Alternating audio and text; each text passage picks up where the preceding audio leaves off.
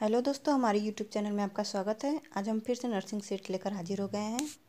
तो इसमें हम अपना पहला प्रश्न देख लेते हैं। कृत्रिम रेटिनाज यानी कि आर्टिफिशियल रेटिनाज प्रौद्योगिकी किससे संबंधित है? ऑप्शन देख लेते हैं। मुंह, आँख, मस्तिष्क, किडनी। तो इसका राइट आंसर हो जाएगा आँख। जो आर्टिफिशियल रेटिनाज है वो आँख से संबंधित है। इसमें रेटिना आ ही जा रहा है, इससे आप समझ सकते हैं ये आँख से संबंधित है।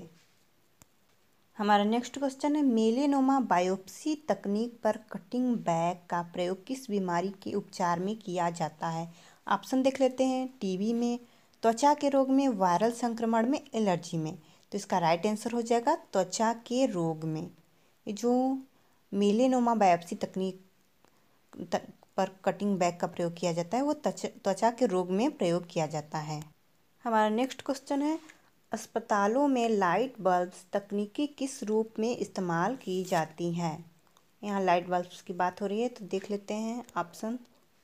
कीटाणु रहित और जीवाणुओं को मारने के लिए, सर्जरी करने के लिए, प्रकाश का एक स्रोत, एक सर्जरी के लिए जाने वाली पहले रोगी को दवा दी जाती है, एक ऐसा तकनीक जिससे मरीज को ऑक्सीजन प्रदान की जाती है। तो इसका राइट आंसर हो जाएगा कीटाणु रहित और जीवाणुओं को मारने के लिए।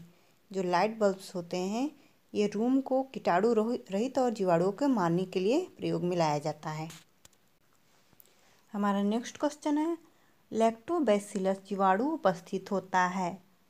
ऑप्शन देख लेते हैं। दूध में, पनीर में, दही में, प्रोटोजोआ से। तो इसका राइट आंसर हो जाएगा दही में। जो लैक्टोबैसिलस जीवाणु होता है उसके कारण ही दूध से दही बनता है। तो ये दही में उपस्थित होता है ये जीवाणु, लैक्टोबैसिलस जीवाणु। हमारा नेक्स्ट क्वेश्चन है, इंसुलिन का स्रावण किस ग्रंथि से होता है? इंसुलिन का स्रावण यानी कि इंसुलिन का सिक्रीशन जो होता है वो कौन सी ग्रंथि करती है? तो ऑप्शन देख लेते हैं। पीयूष ग्रंथि, एड्रिनल ग्रंथि, अग्नाशय यानी कि पैनक्रियाज से, पित्ताशय यानी कि गॉल ब्लैडर से। तो इसका राइट आंसर हो जाएगा अग्नाशय यानी कि पैनक्रियाज से। पैनक्रियाज से ही इंसुलिन का सिक्रीशन होता है।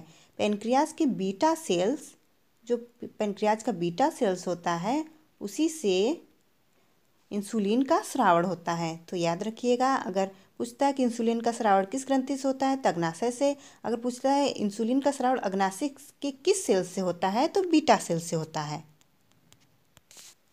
हमारा नेक्स्ट क्वेश्चन है, इंसुलिन की कमी से मनुष्य में कौन सा रोग होता है?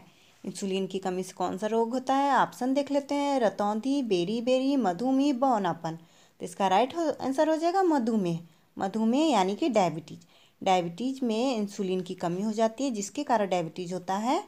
ब्लड में इंसुलिन की कमी हो जाती है।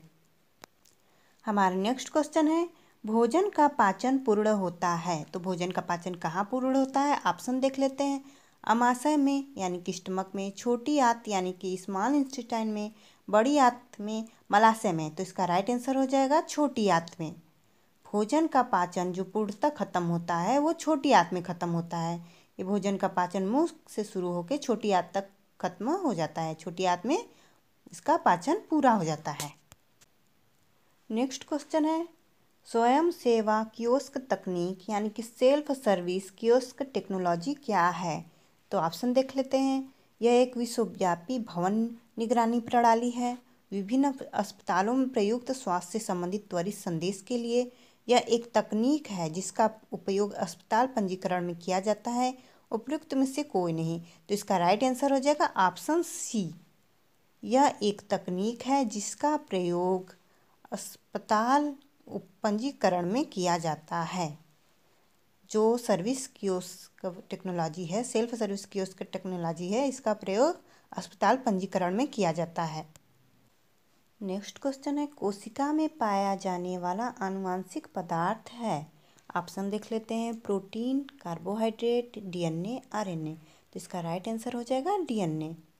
डीएनए जो होता है वही आनुवंशिक पदार्थ है, क्योंकि डीएनए के कारण आनुवंशिकता का गुण माता पिता से बच्चों में जाता है। हमारा नेक्स्ट क्वेश्चन है, पसलियों की कुल संख्या कितनी होती हैं? तो ऑप्शन देख लेते हैं। 18 जोड़ी, 16 जोड़ी, 20 जोड़ी, 12 जोड़ी। तो इसका राइट आंसर हो जाएगा ऑप्शन 4, 12 जोड़ी। पसलियों की कुल संख्या 12 जोड़ी होती है। अगर संख्या हो जोड़ी में ना हो तो 24 हो जाएगी और जोड़ी में हो तो 12 जोड़ी। हमारा नेक्स्ट क्वेश्चन है, बच्चों में अस्थायी दांतों की संख्या कितनी होती है?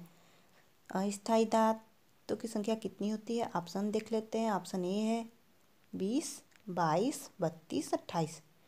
तो इसका राइट आंसर हो जाएगा 20। यहाँ पर अस्थायी दांतों से मतलब है दूध के दांत जो 2 बार आते हैं, तो वो दांत होते हैं 20 दांत 2 बार आते हैं, तो अस्थायी दांतों की संख्या 20 हो जाएगी। हमारा नेक्स्ट क्वेश्चन है, आरबीसी का जीवन काल कितना होता है? तो ऑप्शन देख लेते हैं। 30 दिन, 28 दिन, 120 दिन, 114 दिन। तो इसका राइट आंसर आप हमें कमेंट के जरिए दीजिएगा। हमें कमेंट के जरिए इसका राइट आंसर बताइएगा। हमारा नेक्स्ट क्वेश्चन है, शरीर का सबसे बड़ी ग्रंथि का नाम क्या है? तो ऑप्शन देख लेते हैं। एड्रिनल, यकृत यानी लीवर, थायराइड, ट्राइजीमिनल।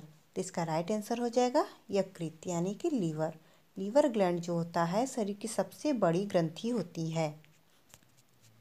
तो दोस्तों, हमारा वीडियो आपको कैसा लगा हमें कमेंट के जरिए ज़रूर बताएं और चैनल को सब्सक्राइब करें और बेल आइकन ज़रूर दबा लें, जिससे हमारे वीडियो के सारे नोटिफिकेशन आप तक सबसे पहले पहुंचते रहें।